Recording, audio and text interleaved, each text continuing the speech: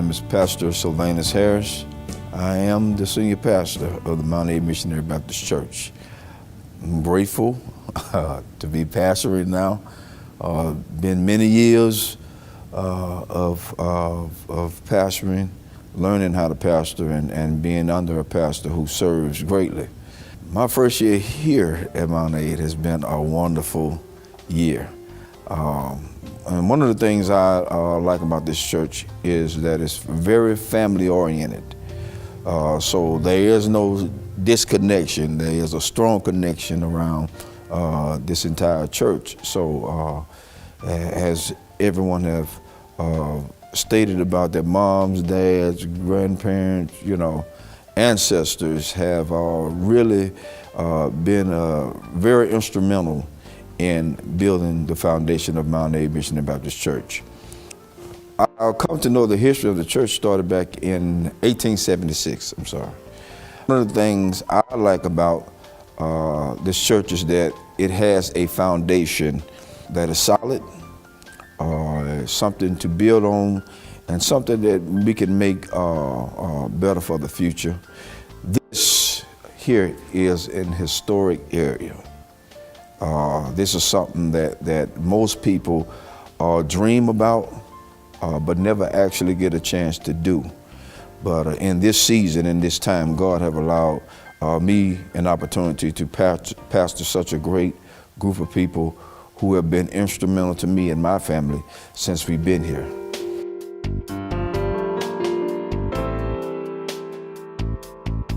Hi, my name is Bernadette Douglas Dixon, and I was born February 4th, 1955. Of course, my family was already here. My great-grandfather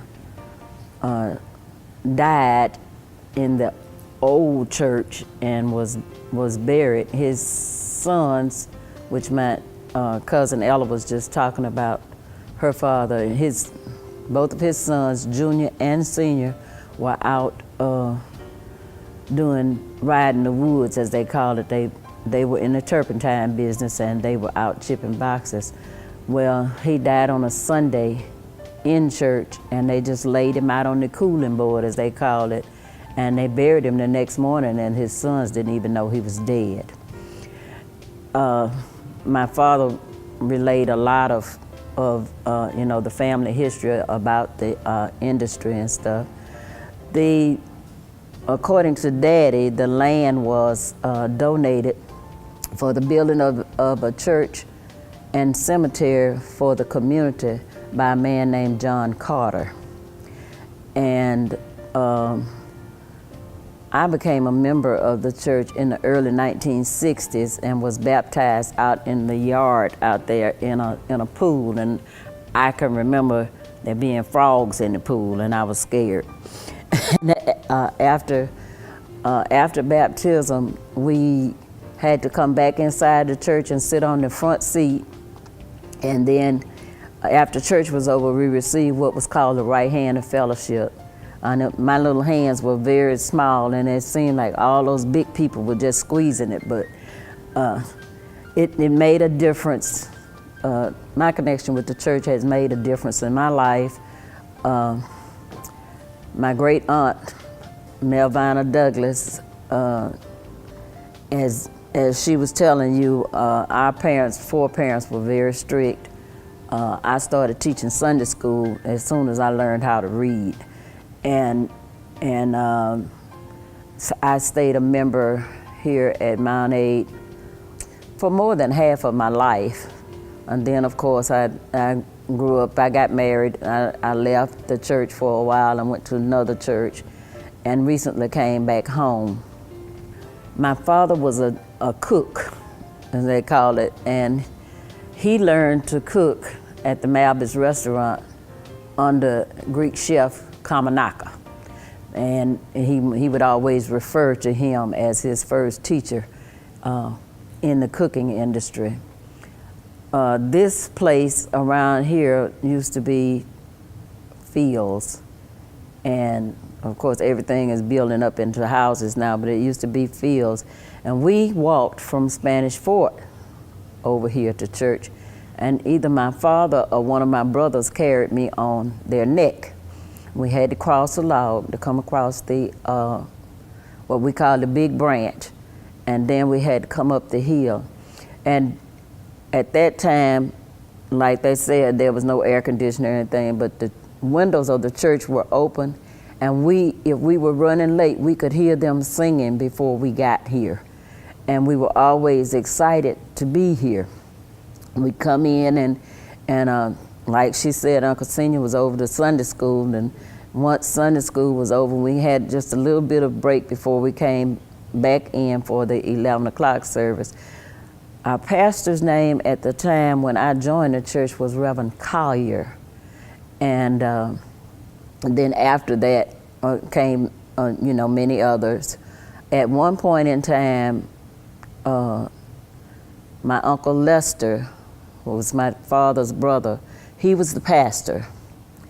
My daddy, James Zirin Douglas, was the chairman of the trustee board, and my Uncle Jim Douglas, was the chairman of the deacon board. That was just for a couple of years. We had many active families in this church. The active families was, we had the Carrolls, the Jenkins, all of those older people were very important in our lives, and they taught us, the right way to live. Everybody at that time worked somewhere. They either worked as domestics in the home, or I had a couple of aunts that were school teachers. I think Ella mentioned Aunt Letha, but we lived well, and it was because of the church. I remember Sister Knight and the others in the kitchen. They would cook for us for Vacation Bible School. We were excited to have hot dogs, sometimes popsicles. It was just a fun time for us. When this church was built, I was little, but I remember that we marched in the church. We marched from the old church up there, came down here, and marched in the church. My grandmother had planted a tree out there in the cemetery. She pulled it up on the way to church one Sunday morning, and she planted it, and she told my daddy, she said, when this tree gets tall enough to shade my grave, I'm gonna die. And she said, but the church won't be where it is now. She told him, she said it's gonna be a big white church and it'll be facing the highway. Apparently she had this dream. And the first funeral held in this church facing the highway was hers that in November of 1963.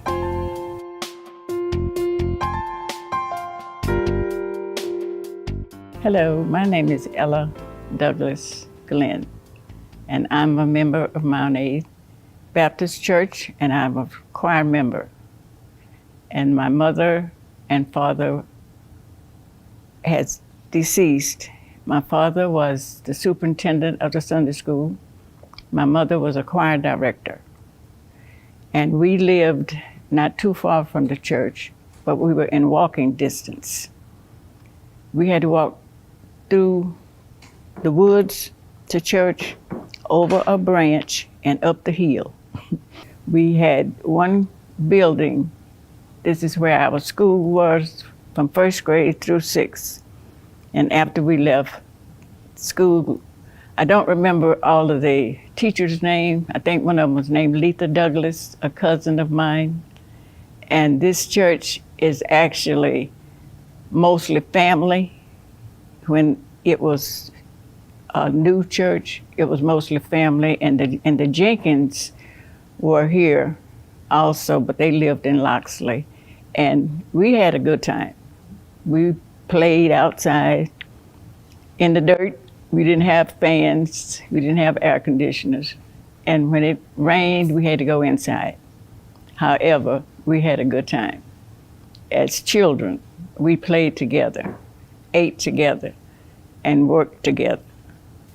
After that, after we finished school, after I finished school in Daphne, I left. And the church never stopped, because when I came back, after we retired from service, I came back, the church is still here. However, this is a new church. We went to the old church in my childhood.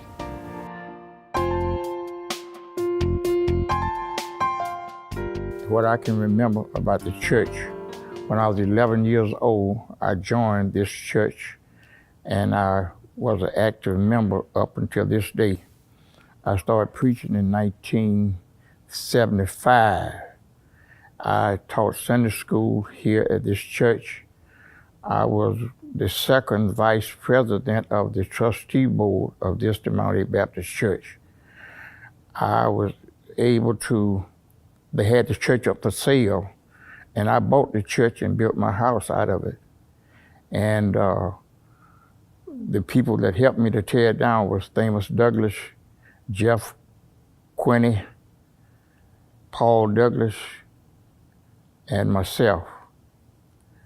I remember when we had to go down to the spring to get water and bring it to the church, and they had two toilets, one for the men and one for the ladies, that was out back, way out, had to walk pretty good ways to the bathrooms.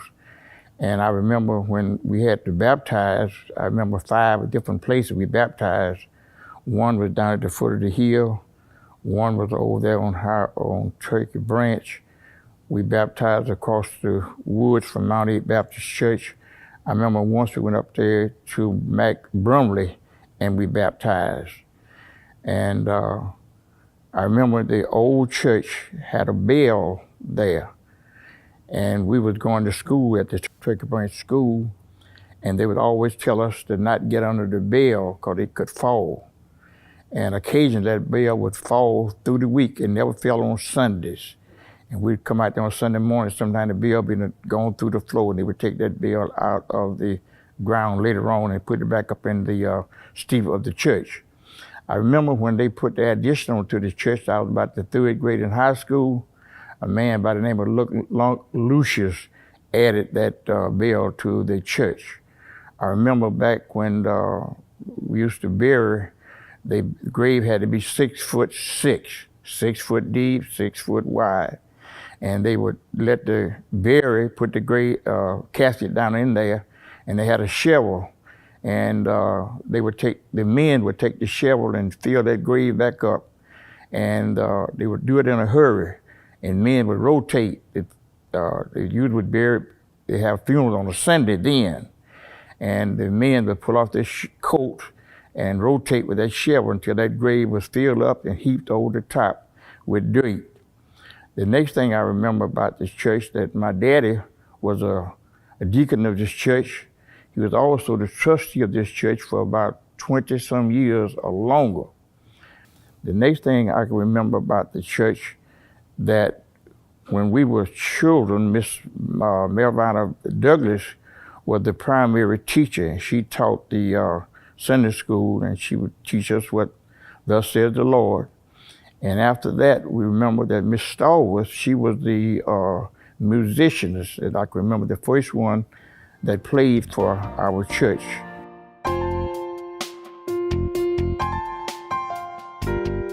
My name is Shirley Ann Carol Scott.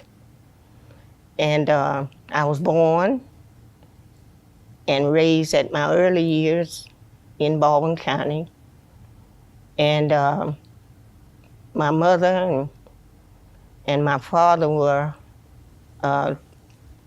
with us and whatnot, but then things happened, and they were separated a little bit.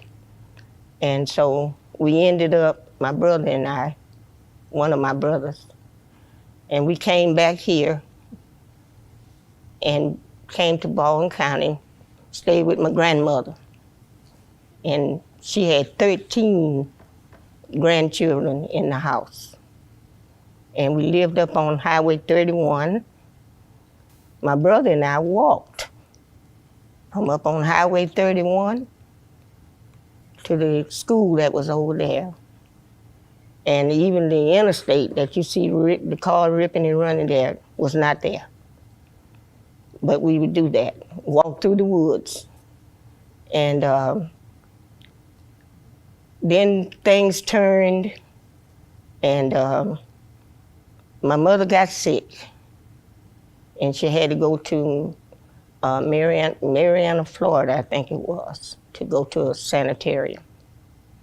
So I had to come back here again and stay with my grandmother. And I was there going to school until I graduated, and I was blessed to be able to go to college, Alabama State in Montgomery. And I finished the course there, and I came out, and I was, then I went to college, and I got a teacher's certification.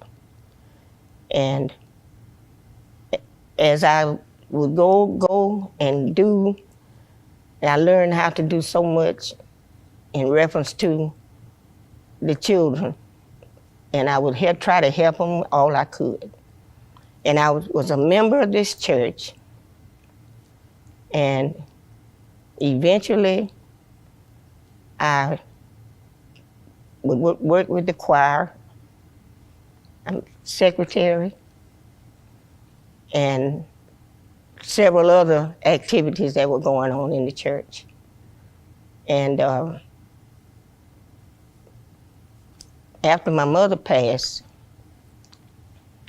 it kind of stunned me, because as I wanted to grow up and do so I could do for her, and she wasn't here.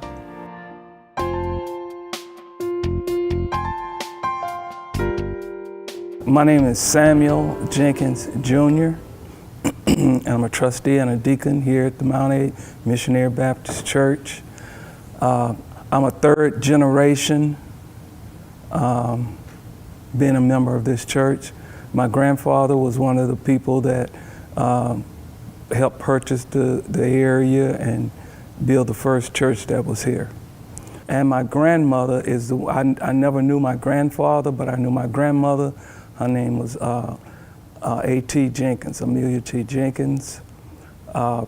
She was very instrumental while I was growing up as a young fellow.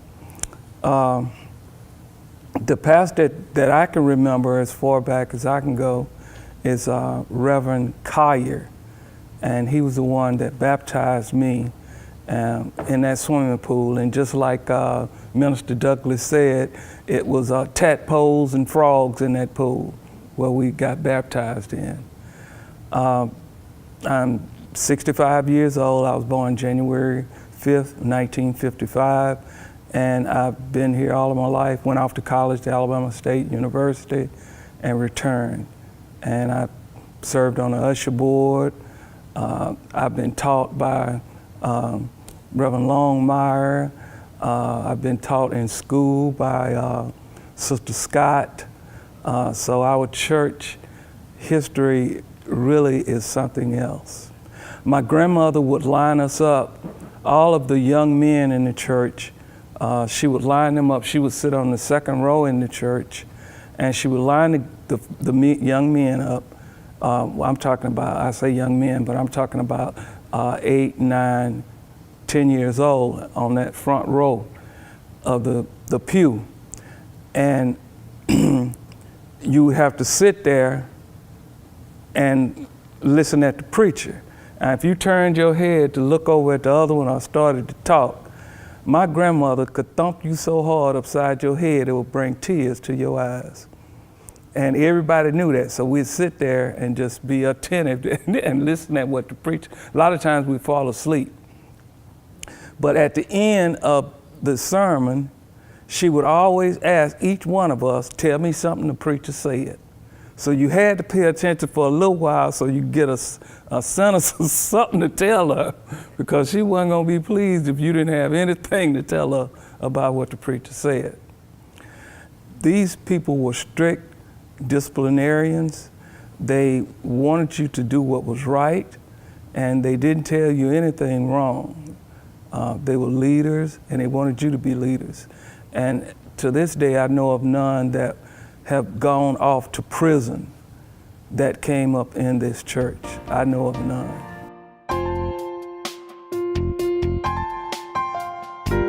Hi, this is Johnny Hall.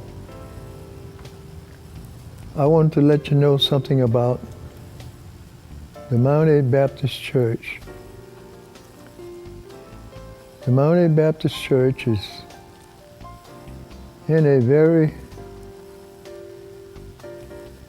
surprising area, but a very good area. I learned about the church when I was very young. When I was born, my aunt was there to see me when I was born. And she was so surprised to see me. She and her boyfriend took me and carried me about 4 miles one Sunday morning to have me prayed for. And my godmother have been real close to me ever since. My mother kept me close. My daddy kept me close. I grew up, and one day I wanted to come to the Mambc Baptist Church. And I got up that morning, I felt so good, I wanted to go to church. But one thing I'd like to say at this time, the last pastor that was at this church before Reverend Harris came and took over, his name was Reverend Collins, Reverend George Collins. He lived in the Brumley area. Reverend Collins would come in and he'd give his service on a Sunday. He'd be service to the community. He would visit the sick. We would take trips. He was a fine man. So much so until he saw to it that he wanted me to do some, I'll say, household chores for him sometime. So he came to the place where he wanted to call me every time something went wrong in his house. So much so that I became just like a servant to him. And I was always close to him all through the community. And wherever we went, wherever we go, whatever I had to do, but we became so close until he started inviting me to his house to do the repairs around his house. I did that for years and years. Whatever it was, or whatever he wanted me to do, because he knew I was very instrumental in that type of work, because I did it all my life. So I ended up doing various shows for Reverend Collins, and it ended up, we got to the place where we became to be associates with quite a few members of his church in his own community, which was his relatives. I got a chance to deal with his whole family. His wife, his mom, his children, and a lot of his friends. I'd go into the area whenever they wanted me, and I would do what I could to make things happy. And that's where we come from today. Reverend Collins was a great man. He did a great job in the church. We loved him. But now we have a new pastor, Reverend Harris. which is a fine man. From day one, he has been a joy ever since we've been here. And we hope everybody that have ever visited this church, through Reverend Harris, who is our pastor now, or any other minister that have ever come to the Mambc Baptist Church or any other congregation that had ever visited our church. We hope that you can say like we can say today.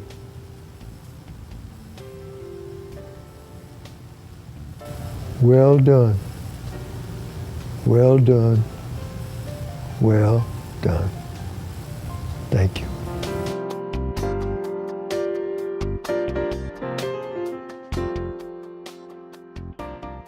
Hi, my name is Verdine Boyd Hollings. I was born March 28, 1945. I was raised out at Mount Aid. My parents were here, D.C. and Eileen Boyd. It was 8 of us. All the children were raised and born out here. And we all were baptized. I was baptized when I was 8 years old under Reverend Lester Douglas. They had a pool out back. I was baptized out there. My sisters, the older ones, was baptized in a creek down the street on CC. They called it the CC Road. And then several of them was baptized down the hill right there. It was a creek down there that they were baptized in. We walked to church every Sunday morning. I lived between Highway 31 and 90, and my sisters and I and James Zetta Quinney and Marjorie Hall, Lena Mae Quinney, and Jeff, all of us would walk all the way from 31. They'd come across 31 down to 90, and we'd walk all the way up Highway 90 to church every Sunday morning, time for Sunday school. It was also a Martha and Sis. They were the Douglases. We lived all in the same neighborhood, but we'd walk out here every Sunday morning. And a lot of times we'd be coming to church. We could hear Uncle Rita, that was James Zetta and Marjorie's daddy. We could hear Uncle Rita singing, "I'm going through" before we get here, and we'd be running, trying to hear Uncle Rita sing. It was awesome there. My grandfather also, he was out here. Frank Austin, also Uncle Rita and them, they rode horses. Every morning on Sunday morning, they'd have that wagon. And sometimes we'd get on the wagon with them and ride out here to church. But most of the time we walked. I can remember when it was right up there, the old church. That's where we'd be running, because it was like a little trail that came up that hill all the way through here, and we'd walk up to the older church. That's where we attended church up until this one was built. And Mr. Ishmael Carroll, he was a deacon out here, and he would ride his horse on Sunday mornings. Every Sunday morning, he had a great big white horse that he had on that wagon, and he'd ride it to church every Sunday morning. It was the Douglases, the Austins, the Carrolls, Jenkins, the Boyds, Jerkins, Mr. John Jerkin. He had a daughter, LaRose Jerkin. She was a musician here at one time.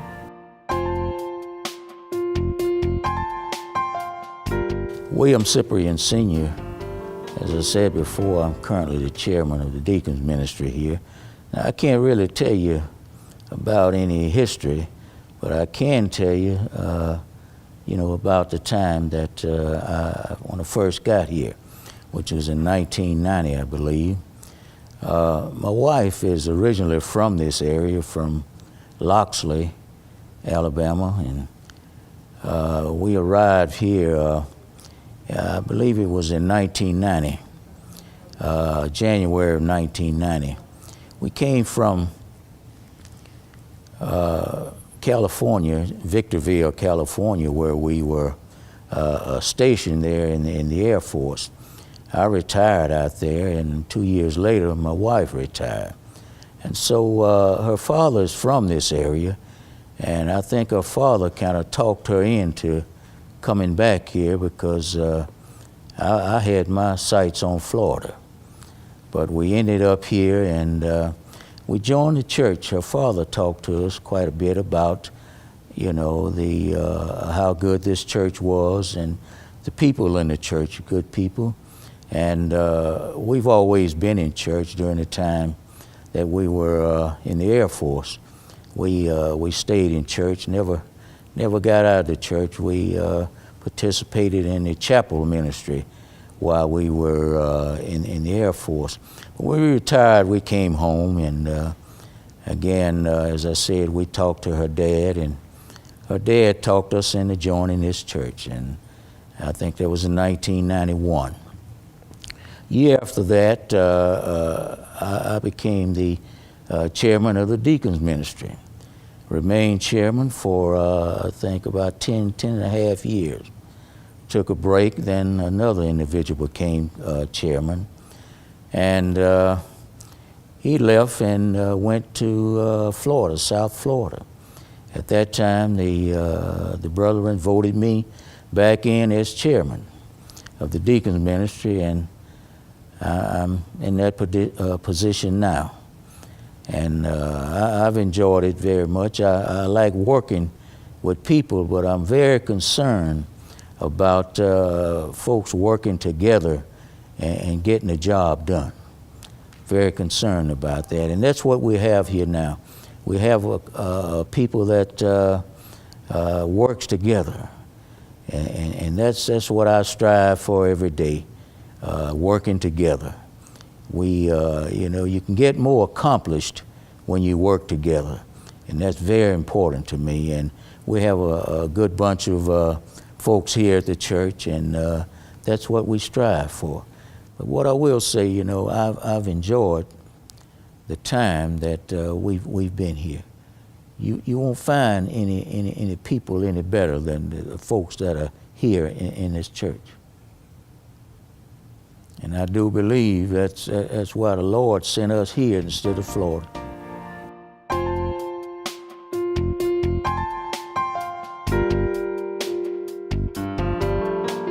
Senior Douglas was a father for 13 children, and I'm right in the middle of them.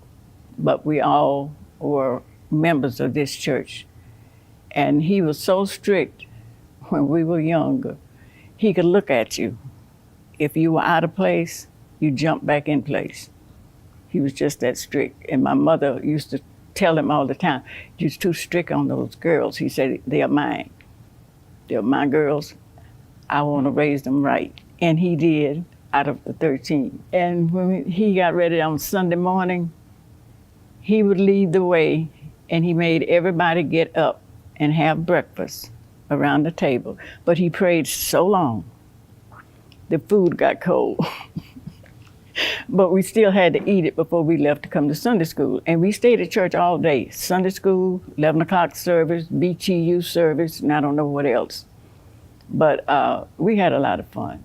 He raised us right. Out of the 13, I don't know if any of us has ever been in jail.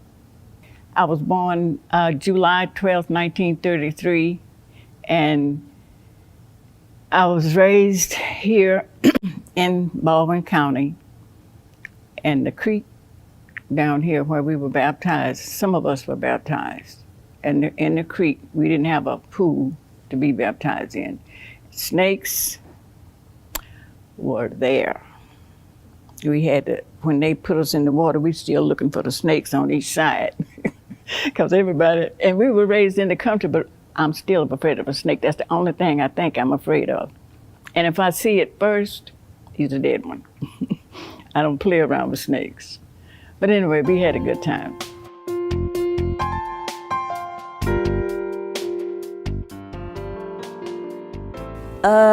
In later years, I think they was afraid that the front cemetery, the cemetery which was behind the church in the beginning, and now it's on the side of the church, that it was going to fill up. So they started another cemetery for non-members of the church who were members of the community in the back, and that's why we have the two cemeteries. We are all part of the same families, but just some people that are not members of the church, then they are buried back there, which I think is the prettiest place because it's got the most trees, but that's the reason. Choir rehearsal, that was another thing. Thursday evening was choir rehearsal. Everybody got off the school bus out there and came to the church. And we had a lady named Sister Viola Autry. She had a big, long wood panel station wagon. And she piled all of us in that station wagon to take us home. She also, when we had to go somewhere to sing, she had the entire choir in her station wagon. And she took us to different churches, and we would get up and sing.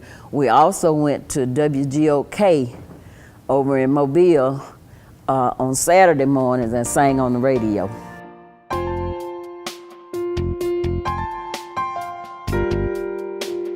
And the first pastor I remember was Reverend Scott from Admo. And the latest pastor we have now is Reverend Savannah Harris. So I can remember from then up to now all the pastors. And we can say this, that Deacon Hilliard Jenkins, he was the chairman of the trust of the deacon board. And I never seen a man that the people admired as he was admired. He was, they really respected him as well as he was the pastor. Whatever he said, there was no question. He just said it. I remember one time we was out here digging up the stumps out here at the church. I was operating a backhoe, and one of Deacon Carroll was somehow or another he got in the way, and I took the backhoe and switched it around real fast, and that bucket hit Deacon Carroll, and he fell to his knees. Blood came out of his eyes, nose, mouth, and I just knew he was dead. But by the grace of God, he went to the hospital, stayed about a week, and he survived, and he lived years after then. I remember also when I was a little boy, you could count the cars on one finger that was here at this church. Men came on horsebacks, some people came on wagons.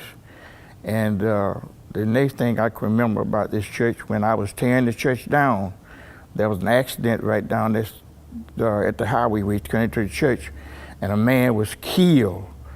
The next thing I can remember about this church, that I used to teach Sunday school right here in this side here, teach the young men. And I also sang in the choir. I was a Sunday school teacher. I think I'm repeating myself here in this church. And some of the young men I taught with Brother Samuel Jenkins and Brother Shelley Jenkins, and I say Shelley Jenkins, his son. And the Lord had blessed me from then until now. I've been preaching for 45 years. And I remember Sister Scott, she was the secretary, that made out the license and signed my name on the credentials. And now it has almost faded out down through the years. And I can say that my father was the one that picked this spot for this church to be built. Reverend J.C. Collier was the one from Pensacola, the one that built this church. And I think Brother Wheaton was the contractor that added on to this church. And I remember, I think 1944 was the first member of our family that was buried here. His name was Edward Longmire. And then later years, my mother passed, and then my father passed. And that's all we had buried in this church. So we've been blessed when it comes to the death of the immediate family of the Longmires. I think we got about the shortest list of the people been buried here. And I just give the Lord the glory and the praise for the many blessings that he has blessed me. As I said earlier, we always walked to church, but now the Lord has blessed us that we able to ride here. We got air conditioning, we got carpet on the floor, we got padded pews, and we have really been blessed from the time that I've been here up until this day. I never thought that I would see the church progress the way it has progressed down through the years, from walking till now we're able to ride, and we're able to just sit back and enjoy how the Lord has blessed us with the facilities that's in our church.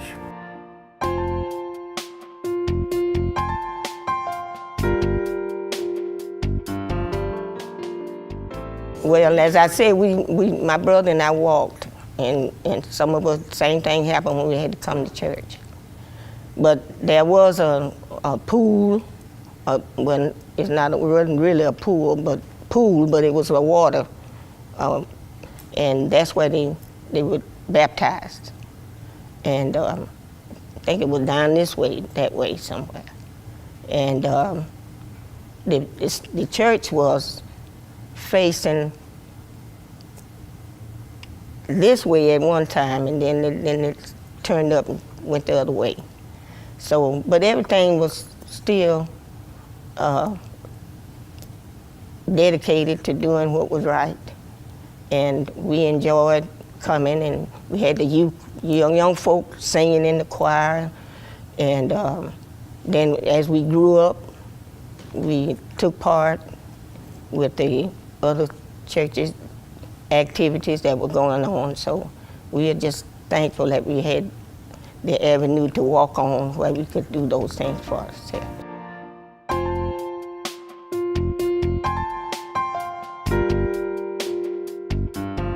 My dad was a very dedicated man to this church. He was on the usher board and also chairman of the trustee board for a long time. And I have that position now, just recently been in that position. And I got some big shoes to fill. My dad was the first the only black county commissioner that we have had in this county of Baldwin County. And he's got a highway that's named after him that runs right in front of this church. He was very dedicated to his church, and my mother was also. She sang in the choir and everything. And all of my brothers grew up here. My mother had 5 boys. 2 of them are deceased and 3 are still living. All of the descendants all of my dad's brothers, siblings, and everybody have passed on. The last one passed on earlier this month. So that was the last one. My granddad had 5 boys and 3 girls. All of them were very, very successful and pillars wherever they went within the world. They were stationed all over the world. And they constantly would send donations back to the church whenever we had special drives. Ever since I've been here, this church has always been financially stable. Ministers never left here without being compensated. We've always, matter of fact, we paid our bills on time, and this church, we always paid bills off before they matured. And from what I can remember, I was told that used to be where we've got the fellowship hall was a school, and the church had donated it to the state to be a school, and my grandmother taught at that school. So my family has got a long history of being here at this church. The windows were open at the old church, and there was a lot of church going on in there. People used to get, ladies and men used to get happy in church when the preacher would say something that touched their hearts, and ushers would have to come and sit them down and fan them to get them back calm. I think it was a way of relief from the pressures that person had gone through that week, and then to be able to let it out and then be charged up by the minister and move on for another week.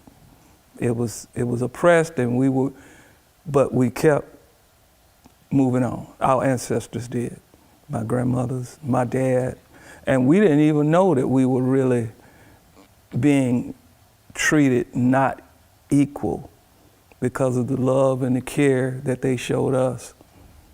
I mean, we thought we knew we were cared for.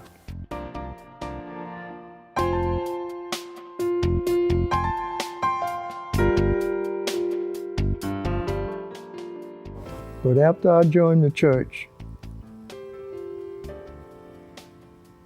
I was baptized, and the way I was baptized was not in a baptism pool.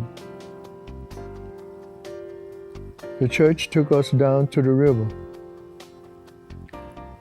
with a little nice stream of running water, and that's where I was baptized.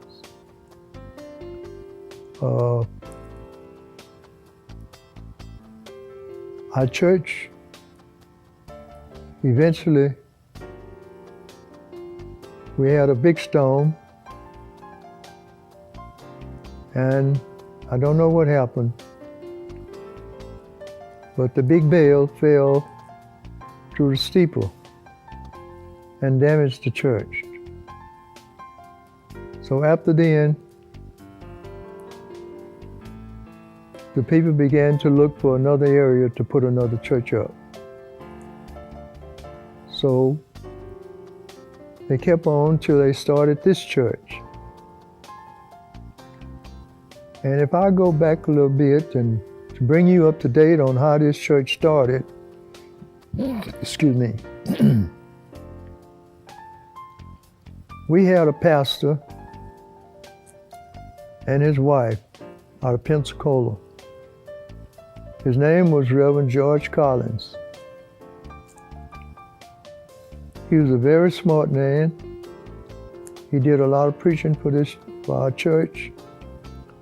And I didn't know he was a bricklayer. I didn't know he was a block layer. But one day, they found a new area, which is the area in which we are in now, to build a new church. Reverend Collins was the block layer. He laid every block. Him and his friends laid every block in this church. They built it. They finished it. We moved in. And then we began to see a little bit further.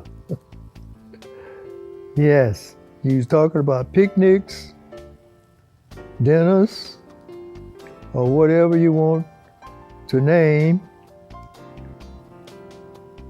We would have that sometime after church service. So this church that we're living in now has been very tremendously appreciated for this community in which we live now. This church has came a long ways. The time that I've been here, I've been able to see many ministers come and leave, and then we get another minister, we get another minister, until this day have come.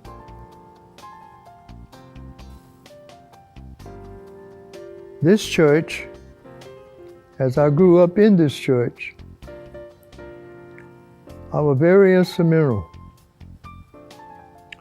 I always wanted to be appreciated in whatever situation I was in. So this church, being the church that it was, and people, elderly people of this area, realized that They saw a little potential in me as to what I could do in carpenter work and so forth.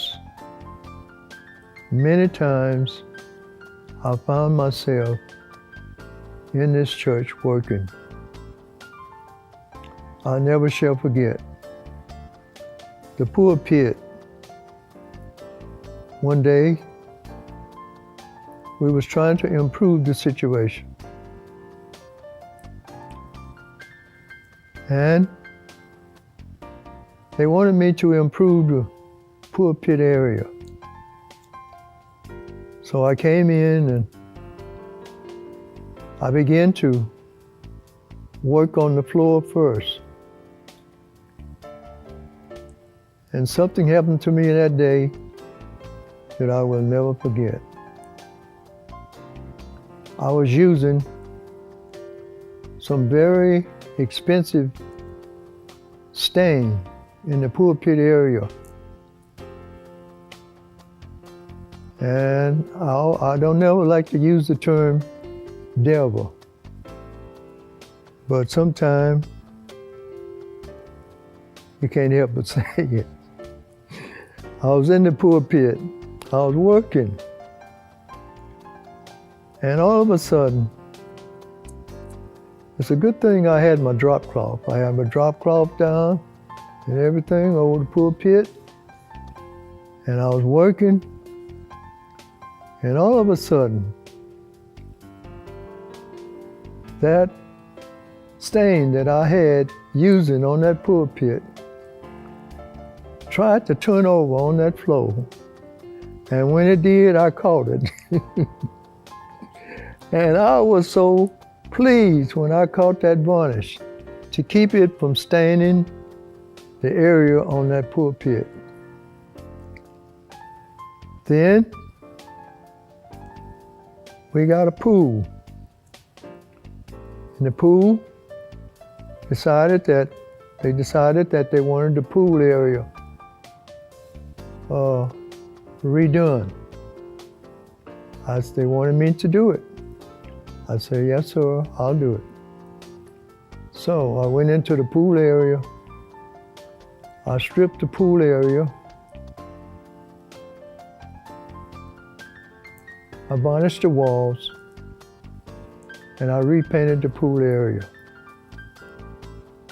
Later on, we had an area in the back where we didn't have an upstairs.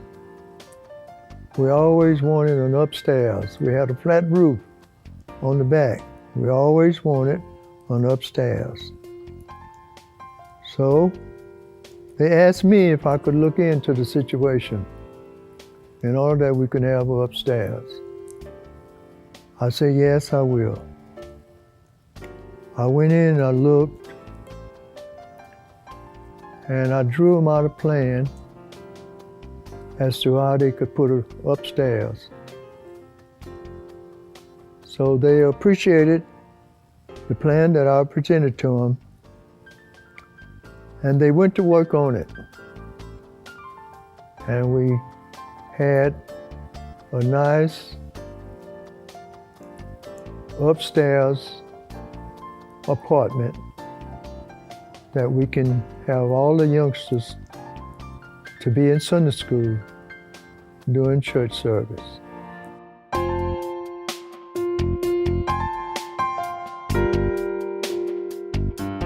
I want to say that we have 9.5 acres. It was acquired back in, like I said, 1876 when the church was first built. The first building was actually built, I want to say, like maybe over on the, I guess going toward the east side of the land of the property, or where the cemetery is now in the front. At the latter part of the years, they built where we're sitting at now. And the next building after that was remodeled and built in that same place. But I want to And I'm just speaking for future reference of the church because people need to know where we're headed in this season. You know, we want to, this here is an historic landmark, and we want to be able to show people of all cultures. It's not just a black or white or Hispanic thing or any of that nature. It is for everybody to see the history of where we come from. But don't just linger on the history. We got to learn to build upon it. And so that's what we're doing, we're building upon it. And we had some real good people who was very instrumental in us being here. But going forward, we have future plans that are going to be taking place. I'm praying God's blessings upon everything that we undertake to do, and it's for the kingdom of God.